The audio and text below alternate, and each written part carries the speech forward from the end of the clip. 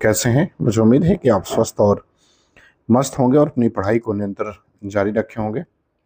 यदि आप UGC NET, LT grade, TGT, PGT, JSC, GDC, KVS इन परीक्षाओं की तैयारी कर रहे हैं तो यह क्लास आपके लिए बहुत महत्वपूर्ण है। यदि आप चैनल पर पहली बार हैं तो आप चैनल को सब्सक्राइब कर लें, और यदि आपने सब्सक्राइब किया है तो आप वीडियो को लाइक जरूर करें। तो चलिए शुरू करते हैं आज की एक महत्वपूर्ण क्लास। पहला सवाल कह रहे हैं कि छायावाद के संदर्भ में निम्नलिखित में से कौन सा कथन असत्य है। तो आपको ये बताना है कि छायावाद के संदर्भ में कौन सा कथन जो है वो असत्य कहा गया है। ए कह रहे कि छायावादी कवियों ने प्रधान रूप से प्रणय की अनुभूतियों को व्यक्त किया है। बी कह रहे कि छायावादी भावबोध स्वानुभूति और सौंदर्य प्रधान कल्पना द्वारा निर्मित हुआ है। सी कह रहे कि छायावादी कवि निराला की अनुभूति शव दर्शन में परिणत होती चली जाती है। और डी कह रहे कि छायावादी कविता द्विवेदी युगीन नीरस उपदेशात्मक और स्थूल आदर्शवादी काव्यधारा के विरुद्ध विद्रोह के रूप में प्रभावित हुई। तो आपको ये बताना है कि इसमें से कौन सा कथन जो है वो छायावाद के संदर्भ में असत्य है।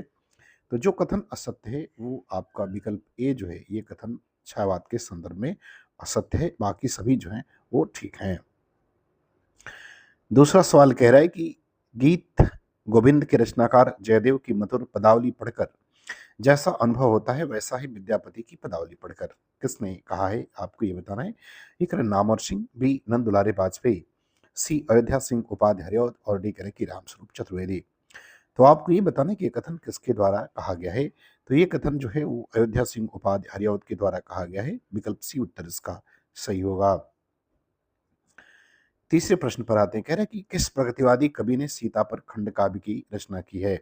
आपको इस प्रश्न का उत्तर देना है। एक त्रिलोचन, बी शिवमंगल सिंह सुमन, आ, बी यहाँ होगा, ये बी सी हो गया बी, और ये सी है। बी शिवमंगल सिंह सुमन, सी केदारनाथ अग्रवाल, और डी करें कि नागार्जुन। तो आपको ये बताना है कि सीता पर खंड काव्य की रचना जो है वो किसने की है। तो तीसरे सवाल का उत्तर आपको देना है। तो नागार्जुन ने सीता पर भूमिजा नामक खंड काव्य की रचना की है। तो विकल्प डी इसका उत्तर जो है वो क्या होगा, वो सही हो जाएगा। अब आती है सवाल नंबर चौथा। सवाल नंबर चौथा कह रहे हैं कि निम्नलिखित प्रवृत्तियों में से एक प्रगतिवाद की प्रवृत्ति नहीं है। ए करे धर्म, ईश्वर तथा अस्तित्ववाद में आस्था, बी करे कि सामाजिकता का आग्रह, सी करे कि शोषित वर्ग के प्रति सहानुभूति एवं शोषक वर्ग के प्रति घृणा, और डी करे कि जनमानस के प्रति लोकमंगल की भावना। तो आपको ये बताना कि कौन सी प्रवृत्ति जो है इसमें प्रगतिवाद की नहीं है। तो जो प्रगतिवाद की प्रवृत्ति इसमें नहीं है वो विकल्प ए आपका सही हो जाएगा। ये प्रवृत्ति नहीं है।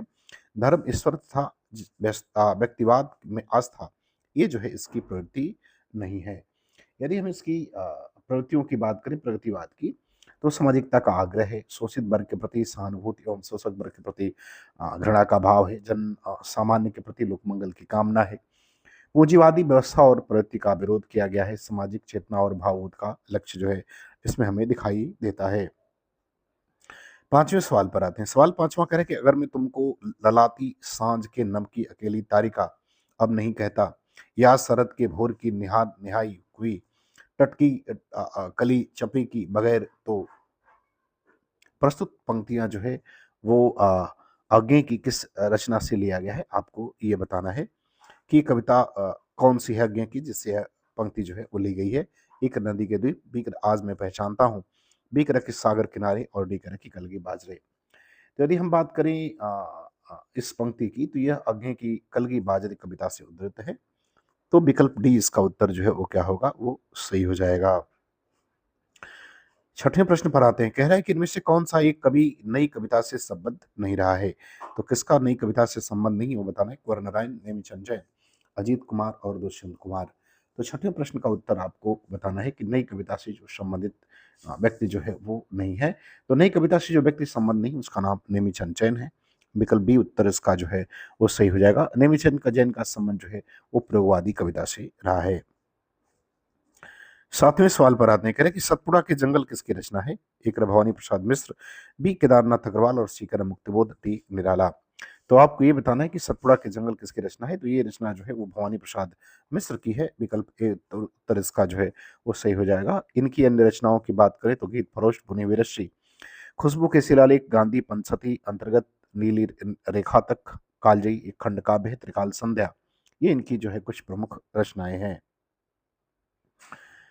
8वें नंबर सवाल में कह रहा है कि सन 1800 में फोर्ट विलियम कॉलेज की स्थापना किसने की थी? एक कहता है मार्कवस वेलेस्ली, बी कह रहा है लल्लूलाल, सी कह रहा है कि जॉन वरथाविक गिलक्राइस्ट और डी कह रहा है कि सदल मिस्र।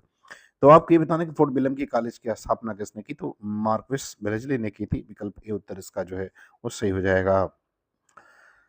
नए प्रश्न पर आते हैं, करें कि आधे अधूरे में सावित्री के व्यक्तित्व की सार्थक समीक्षा कौन करता है? आपको इस प्रश्न का उत्तर बताना है। करे काली सूट वाला, बी जुनेजा, सी महेंद्र नाथ और डी करे कि जगमोहन।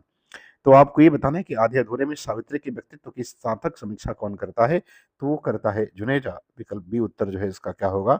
वो सही हो जाएगा। 10वें प्रश्न पर आते हैं, कह रहे हैं कि सुरेश्वर दयाल सक्सेना की नाट्य कृति का नाम क्या है? आपको ये बताना है। ए कह रहा है तिलचट्टा, बी अंधों का हाथी, सी शुतुरमुर्ग और डी कह रहा है कि बकरी। तो आपको बताना कि सरस्वती दयाल सक्सेना की नाट्यकृति कौन सी है? तो सरस्वती दयाल सक्सेना की जो नाट्यकृति है उसका नाम बकरी है। विकल्प डी उत्तर इसका सही होगा। इनकी अन्य कृतियों की बात करें तो लड़ाई अब गरीबी हटाओ, शुतुरमुर्ग जो है वो ज्ञानदेव अग्निहोत्री का है, तिलचट्टा मुद्रा राक्षस का है और अंधों का हाथी जो है वो शरद जोशी की नाट्य कृति है। 11 नंबर सवाल पर आते हैं। 11 नंबर सवाल में करें कि इतिहास इस बात का गवाह है कि इस महिमामयी शक्ति की अपेक्षा करने वाला साम्राज्य नष्ट हो गए। यह कथन जो है किस उपन्यास से लिया गया है? आपको ये बताना है। करे गोदान दिव्या, सी आपका बंटी और डी करे बाणभट्ट की आत्मकथा। तो 11 नंबर प्रश्न में बताना है कि वो कथन जो है किस उपन्यास से उद्धृत है? तो ये बाणभट्ट की आत्मकथा से लिया गया है। विकल्प डी जो है इसका उत्तर क्या होगा? वो सही हो जाएगा। और इसके जो है लेखक हैं आचार्य हजारी प्रसाद द्विवेदी। सवाल नंबर 12 पर आते हैं। 12 में करें कि तमस उपन्यास की प्रमुख समस्या क्या है? ए करें कि सांस्कृतिक विघटन, बी करें सामाजिक विषमता, सी करें गरीबी और डी करें कि सांप्रदायिक वैमनस्य। तो आपको बताना है कि तमस जो है इसकी मुख्य समस्या क्या रही है? तो ये भीष्म साहनी के द्वारा लिखा गया उपन्यास है और इसमें जिस समस्या को उठाया गया है वो है सांप्रदायिक वैमनस्य। विकल्प डी उत्तर इसका जो है वो क्या होगा? सही हो जाएगा। 13 नंबर सवाल पर आते हैं। 13 नंबर सवाल में कह रहे हैं कि चंद हसीनों के खतूत इसके लेखक कौन है? आपको बताना है। करे बाल्मीकि गुप्त, बी भगवती चरण वर्मा, सी करे पांडे बेचन शर्मा उग्र और डी करे कि भारतेंदु हरिश्चंद्र। तो आपको बताना है कि इसके लेखक कौन है? तो इसके लेखक पांडे बेचन शर्मा उग्र हैं और ये उग्र जी का यह उपन्यास है। विकल्प सी उत्तर इसका जो है वो क्या होगा? सही हो जाएगा। 14 नंबर सवाल पर आते हैं। कह रहे हैं कि बयां का घोंसला उपन्यास किसके द्वारा लिखित है? एक है धर्मवीर भारती, बी करें कि लक्ष्मी नारायण लाल, सी करें देवेंद्र सत्यार्थी और डी करें कि फणीश्वर नाथ रेणु। तो आपको बताना कि इसके लेखक कौन है? तो इसके लेखक जो है डॉक्टर लक्ष्मी नारायण लाल हैं। विकल्प बी जो है इसका उत्तर क्या होगा? वो सही हो जाएगा। 15 नंबर सवाल पर आते हैं। सवाल नंबर 15 में करें कि उपन्यास और उपन्यास के कार की दृष्टि से कौन सा युग्म जो है वह शुद्ध है? ए करें नीला चांद, शिव प्रसाद सिंह, बी करें कि महाभोज उषा प्रियम्बदा, सी करें सारा आकाश राजेंद्र यादव और डी करें कि मुझे चांद चाहिए सुंदर वर्मा। तो आपको ये बताना है कि कौन सा इसमें जो है वो अशुद्ध युग्म बना हुआ है? तो विकल्प बी जो है ये अशुद्ध है। महाभोज उषा प्रेमवदा का नहीं है बल्कि ये मनु भंडारी के द्वारा लिखा गया उपन्यास है। 16वां प्रश्न पर आते हैं। कह रहा है कि मृत्यु की कुछ समय पहले स्मृति बहुत साफ हो जाती है। जन्म भर की घटनाएं एक एक करके सामने आती हैं, सारे दृश्यों के रंग साफ होते हैं, समय की धुंध बिल्कुल ऊपर से हट जाती है। यह गद्यांश किस कहानी से उद्धृत है? एक उसने कहा था, बी कफन, सी रोज और डी करें ममता। तो आपको बताना है कि ये किस कहानी से लिया गया है? तो ये कहानी जो है उसने कहा था कहानी से लिया गया है। विकल्प ए उत्तर इसका सही होगा। और इस कहानी के लेखक जो है वो चंद्रधर शर्मा गुलेरी जी हैं। बात करते हैं सवाल नंबर 17। 17 में कह रहे कि पूंजीपतियों की शोषक वृत्ति को उजागर करने वाले लेखक कौन है? आपको ये बताना है। ए करे आचार्य चतुर्सेन शास्त्री, बी करे जयशंकर प्रसाद, सी करे यशपाल और डी करे पांडे बेचन शर्मा उग्र। तो 17वें प्रश्न में आपको ये बताना है कि पूंजीपतियों की शोषक वृत्ति को उजागर करने वाले लेखक कौन है? तो ये लेखक हैं अपने यशपाल। विकल्प सी उत्तर जो है इसका सही होगा। 18 नंबर प्रश्न पर आते हैं। कह रहे हैं अशोक के फूल निबंध का प्रकाशन वर्ष क्या है? आपको ये बताना है। करें कि 1972, बी करें 1964, सी करें 1951, डी करें 1948।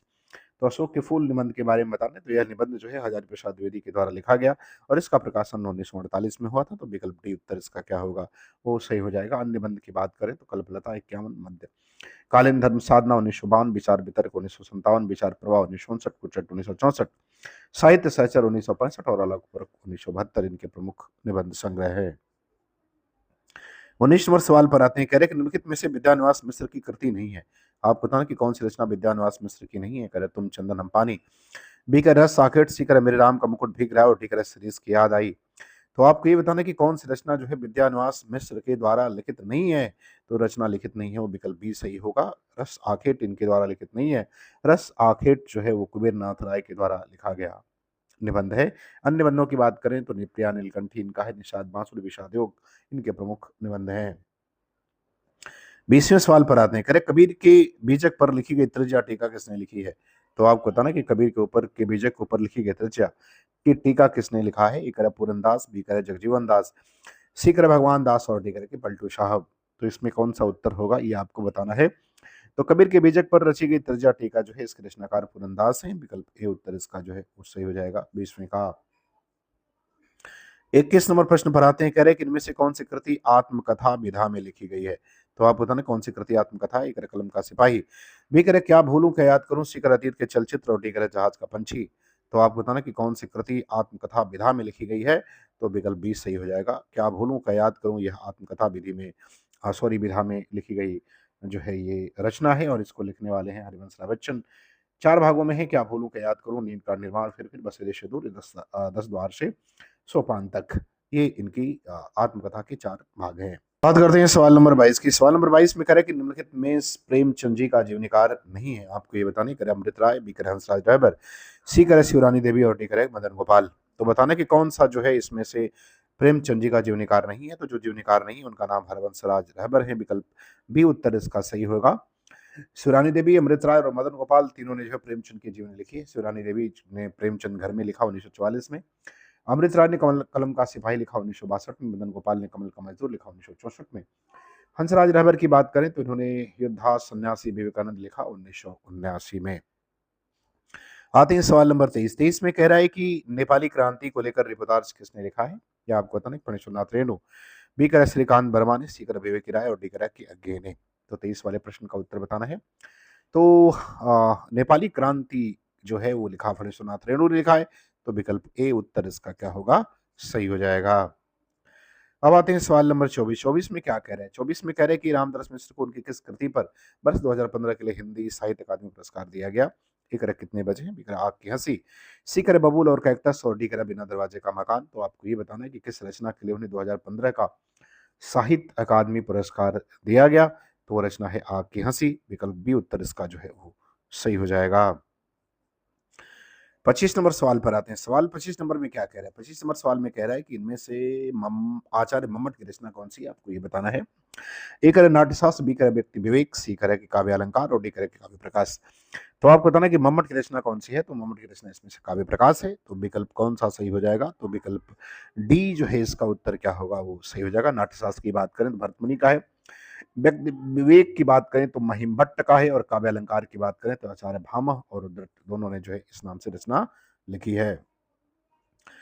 26 नंबर प्रश्न पर आते हैं। करें कि जुलूस रुका है शीर्षक रिपोर्टाज के लेखक कौन है। ए करे काशीनाथ सिंह, बी विवेक राय, सी रांगे राघव और डी करे कि फणीश्वरनाथ रेणु। तो जुलूस रुका है रिपोर्टाज के लेखक कौन है आपको बताना है। तो इसके लेखक जो है वो विवेक राय हैं। तो विकल्प बी जो है इसका उत्तर क्या होगा, सही हो जाएगा। 27 नंबर प्रश्न पर आते हैं। करें कि किस कविता में शहरी जीवन पद्धति के दम पर कटाक्ष किया गया है। ये करे कलगी बाजरे की, बी करे नदी के द्वीप, सी करे दीप अकेला और डी करे हरी घास पर क्षण भर। तो आपको पता ना किस रचना में जो है शहरी जीवन के जीवन पद्धति के दम पर जो है कटाक्ष किया गया है। तो कविता का नाम है हरी घास पर क्षण भर। विकल्प डी जो है इसका उत्तर क्या होगा, वो सही हो जाएगा। ये सभी के सभी रचनाएं जो है अज्ञे के द्वारा लिखित हैं। बात करते हैं सवाल नंबर 28 की। सवाल नंबर 28 में कह रहा है कि हिंदी में सॉनेट का प्रयोग सर्वप्रथम किसने किया। ए करे शिवमंगल सिंह सुमन, बी करे त्रिलोचन शास्त्री, सी करे शमशेर बहादुर सिंह और डी करे केदारनाथ अग्रवाल। तो हिंदी में सॉनेट का प्रयोग सबसे पहले किसने किया, ये आपको बताने। तो सॉनेट का प्रयोग किया था त्रिलोचन शास्त्री ने। विकल्प बी उत्तर इसका सही हो जाएगा। आते हैं सवाल नंबर 29। करे कामायनी का मूल दर्शन क्या है। आपको बताना है। एक रखी चरवाक दर्शन, बी करे प्रतिविज्ञा दर्शन, सी करे बौद्ध दर्शन और डी करे जैन दर्शन। तो आपको बताना कि कामायनी का मूल दर्शन क्या है। तो कामायनी का मूल दर्शन जो है प्रतिविज्ञा दर्शन है। विकल्प बी उत्तर इसका क्या होगा, सही हो जाएगा। बात करते हैं सवाल नंबर 30वें की। 30वें में करें कि शुक्ल के अनुसार मैथिली गुप्त हैं। एक राष्ट्रवादी कवि, बी करे जन कवि, सी करे कवि सम्राट और डी करे कि सामंजस्यवादी कवि।